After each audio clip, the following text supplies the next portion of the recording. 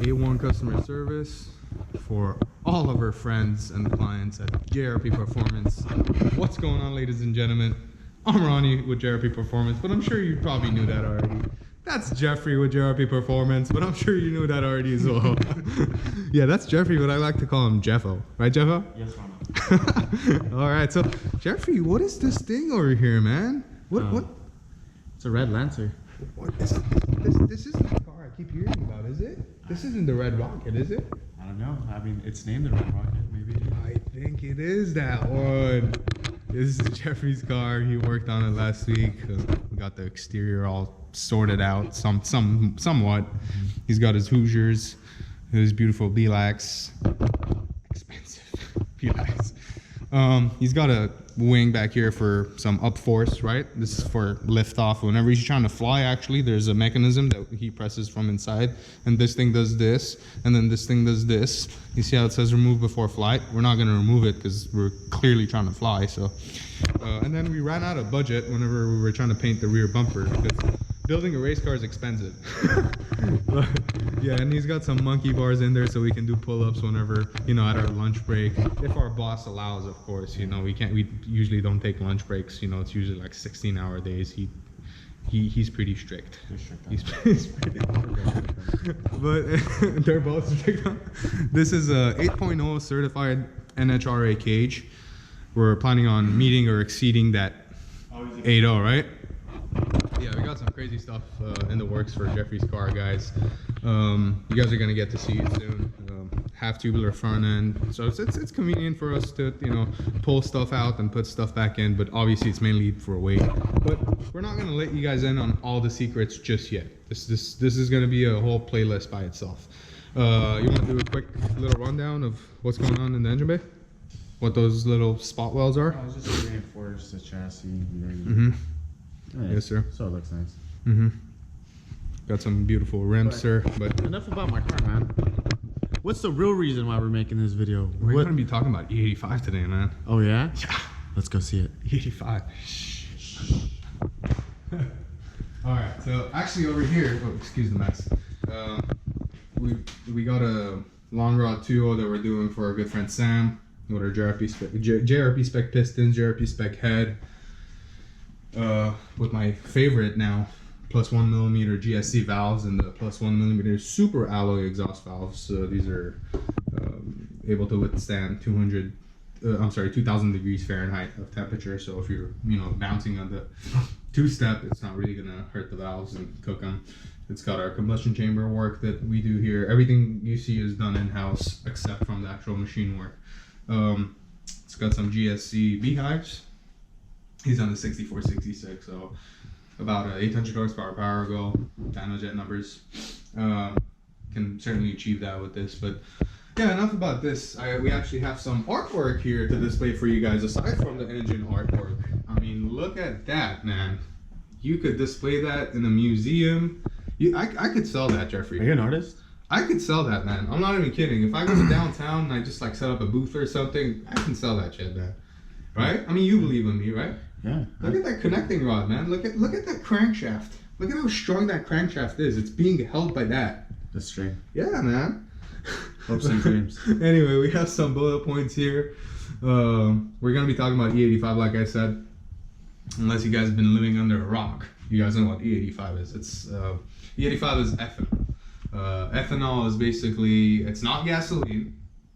It's actually grain alcohol. It's actually the same kind that you would find in your wine or in your spirits that you drink at home, liquor or whatnot.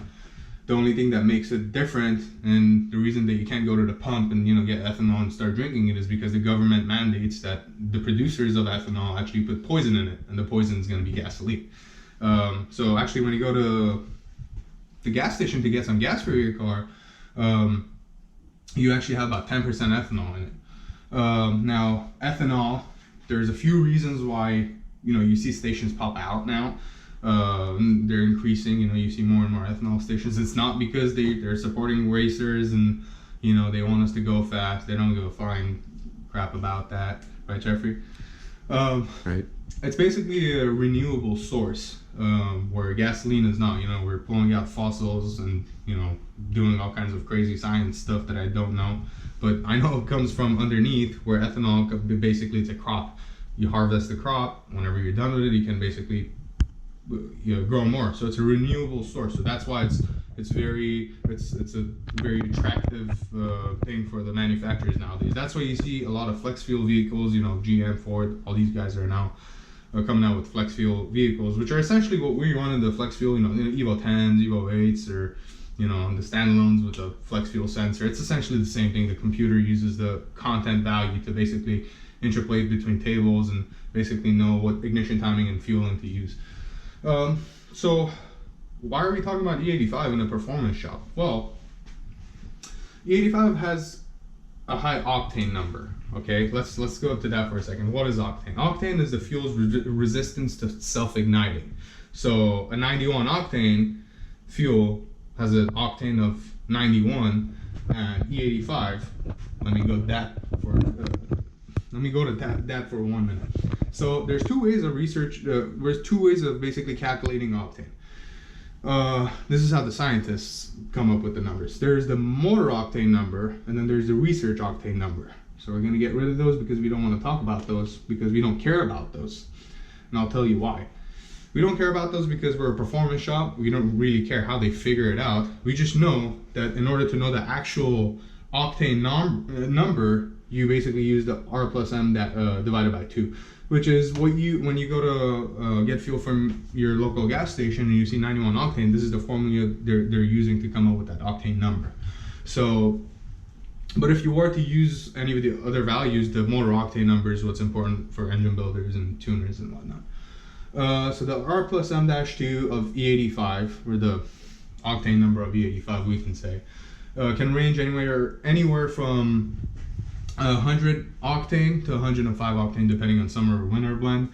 And it's not always, it's actually never, you know, even if you get 85% ethanol, you're not getting 15% gasoline. It's 85% ethanol and 15% other hydrocombustibles, you know. So that's why when the price of gas goes up, the price of E85 goes up, but very slightly, not too much.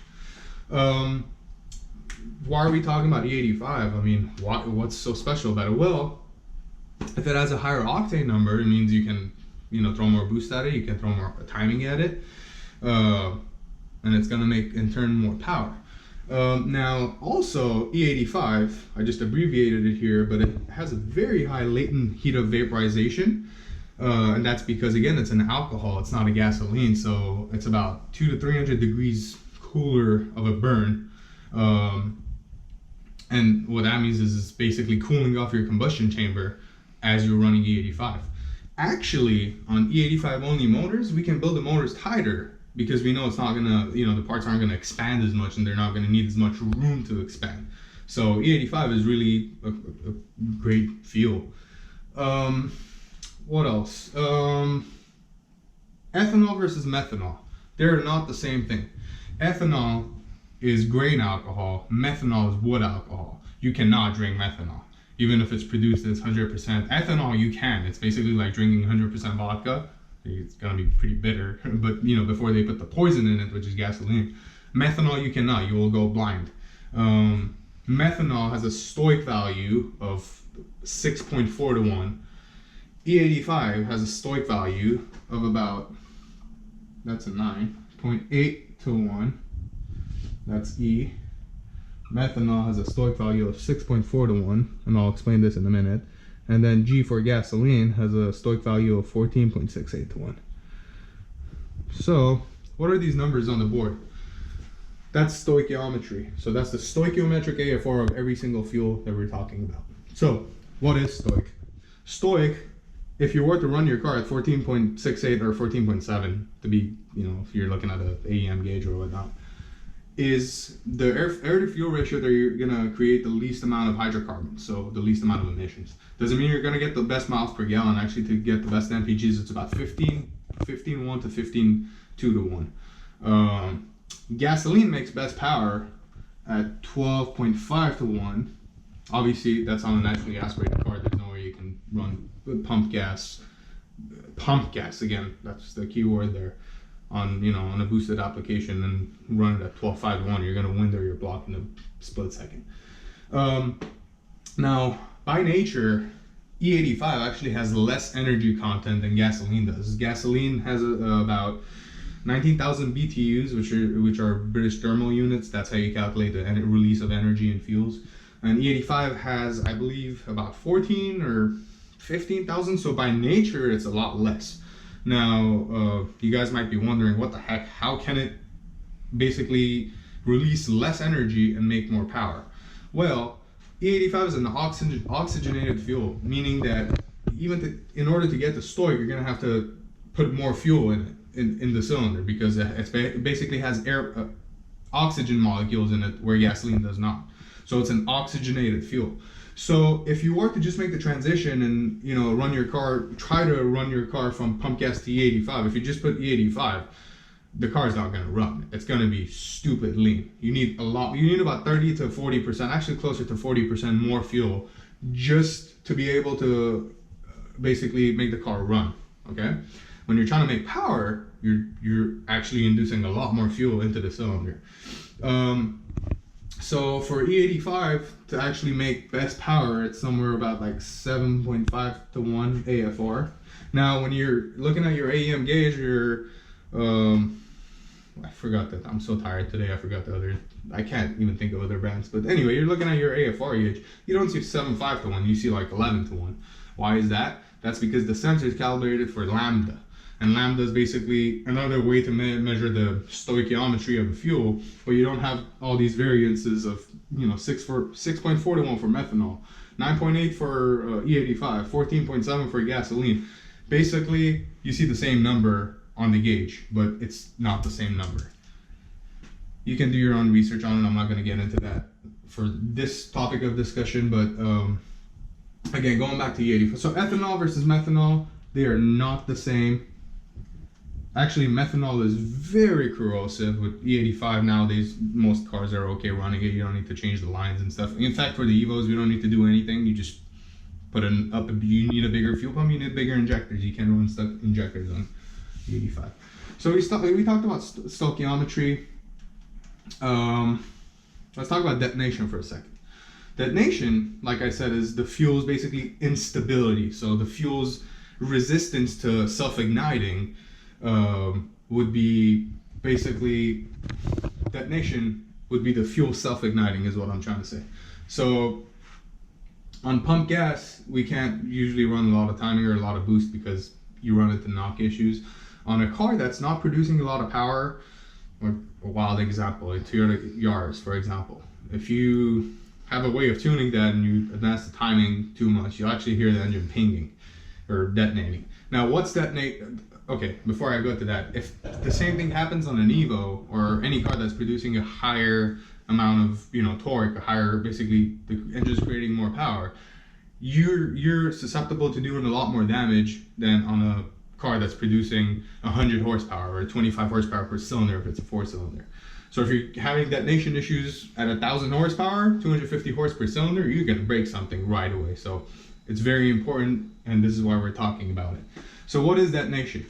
So detonation is when the spark plug fires. This is a spark plug firing, okay? That was my spark plug, it fired. So the piston's coming up on compression stroke. Before it reaches the top dead center, the spark plug will fire, depending on what kind of timing numbers you have in there. If you have, say, a 7, that was supposed to be a 7, I swear. If you have a 7, that's supposed to be 7 degrees before that piston reaches top dead center. So it's 7, but it's actually before top dead center. So it's just so you can put the numbers into what I'm trying to draw here. So on pump gas, you might run into detonation, which is the fuel self-ignited, like I said. And what happens is the spark plug basically fires, the flame front travels, and the way it works, it's not like people think. It's not a big explosion. Basically what happens is, one air fuel molecule catches fire, and then it splits to the next one, splits to the next one. It's a gradual, nice, basically flame front traveling, okay? Whenever you have detonation, what happens is this flame front's coming down, and in the cylinder, another air fuel pocket basically explodes. And it's not a flame front now, it's an explosion. So what happens is those 2 flames or 3 flames or however many flames you have in there, you can't really tell, but it's, other fuels, basically other molecules of fuel igniting. They collide with each other and they basically rock the crap out of the piston. So if you're actually standing behind a car, again, low power car that's knocking like crazy, you can actually see the thing puff oil out when it's detonating because the piston's doing this thing and it's letting the rings pretty much like lose a little bit of compression, so you can actually see it just like spit some oil out. It's not a cool thing to see. Anytime a car is detonating is not good. But on E85, you're very rarely gonna run into detonation issues. That's where we're gonna talk about MBT. So obviously we know that, or for the guys that don't know this, the more ignition advance you run, so meaning the sooner you fire this spark plug, the earlier you fire it, so the lower it is in the cylinder, and you fire it, the more power it'll make. So if you have 7 degrees of ignition advance and it fires 7 degrees before top dead center, versus if you have 10 degrees is probably going to make around 30 more horsepower at least. So we can keep raising the ignition timing with E85 theoretically, right? What is MBT? MBT stands for maximum brake torque, or minimum timing for best torque. They're both the same thing. So what that means is if you increase it to 11 degrees and you see another 10 horsepower gain or 10 foot-pounds of torque, great, let's increase it another degree. So we go to 12 degrees, we see another 10. All right, great, let's go to 13. We go to 13, now we see a 7 horsepower gain. Weird. We go to 14, we see a 2 horsepower gain. All right, let's try 15. So you put 15 degrees and the thing actually loses power. So what's happening is the fuel is so, basically, it has such strong characteristics of not self-igniting, this is the best way I can describe it, that you can actually go past the point that the engine makes the most torque, because you need to have a certain angle on the rod to actually be able to push it down and actually make the crankshaft spin. If that thing is at a point that it's coming up and the cylinder pressure actually increases dramatically, it can actually push it down and basically fight you against making power. So that's what happens. That's what's MBT. If you go past MBT, you're not going to make power. You're actually going to lose power. If you go way above MBT, you're going to start melting stuff. Pre-ignition and detonation are 2 completely different things. We're not going to talk about pre-ignition. Just think about pre-ignition as by the time you know it happened, your engine's already done. Detonation is completely different. People that say pre-ignition and detonation are the same, Google, dude. Google. Anyway, I don't know if I talked about this, but that's an abbreviation I did. That's latent heat of vaporization. E85 is alcohol, so whenever it enters your combustion chamber, it pulls the heat out. So anytime you cool the combustion chamber, you can basically pack it with more dense air molecules and induce more fuel in it, and it's basically cooler combustion, I should say. Also, that's easier on your oiling system. So basically, the oil stays cooler. It's easier on the cooling system of the car, so your coolant stays cooler. All that stuff. So it's just better in general. E85 has a very low boiling point compared to gasoline, but it has a stupid high flash point, meaning it'll basically turn into a vapor mist, right? But it won't ignite. Where gasoline would. The gasoline is, I believe, around like 300 to 350 degrees Fahrenheit, where the flash point of E85 would be about 800 degrees Fahrenheit.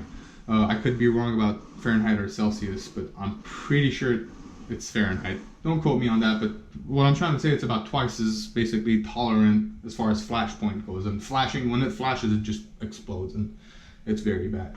So we talked about MBT. Research has shown that you want peak cylinder pressure about 10 to 18 degrees after top dead center. So, you're gonna fire that way before. So you're gonna fire that, let's say 20 degrees before top dead center.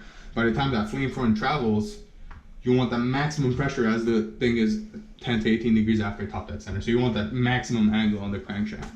Another thing that you can do if you go past MBT is you can have it at a point that the rod is at such an angle that whenever you do fire it, it doesn't detonate, but you're gonna hammer the bearing. So that's why you see a lot of aggressive tunes we see a lot of bearings spun, or sometimes we see a window block because, you know, they knock sensor sensitivity up, ignition timing up, windows because, you know, the computer can't register the knock, so it can't pull timing out.